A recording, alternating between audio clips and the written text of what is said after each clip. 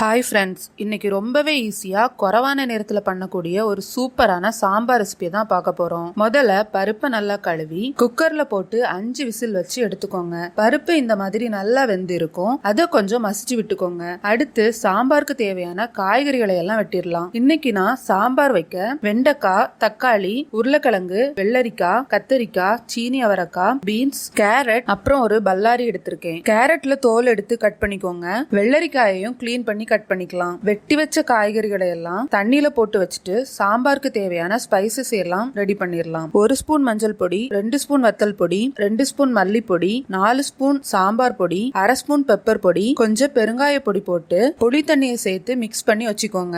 அடுத்து வேக வச்ச பருப்புல இந்த மிக்ஸ் பண்ண மசாலாவை ஊத்திட்டு வெட்டி வச்ச காய்கறிகளை சேர்த்துக்கோங்க. சாம்பார்ல காய்கறி எல்லாம் நல்லா வெந்ததுக்கு அப்புறமா கொத்தமல்லி தூவி கடுகு, வெந்தயம், ஜீரகம், காஞ்ச வத்தல் போட்டு கருவேப்பிலையும் போட்டு தாளிச்சு சாம்பார்ல சேர்த்து கிளறி விட்டா செம சுவையான சாம்பார் ரெடி. ஃப்ரெண்ட்ஸ், இதுக்கு கூட ஃபிஷ் ஃப்ரை வச்சு சாப்பிட்டோம்னா டேஸ்ட் சும்மா அடிப்பொலியா வேற லெவல்ல இருந்துச்சு. இது மாதிரி செம்ம சூப்பரான ரெசிபிஸை பார்க்கறதுக்காக மறக்காம நம்ம சேனலை சப்ஸ்கிரைப் பண்ணி பெல் ஐக்கானை கிளிக் பண்ணி வச்சுக்கோங்க.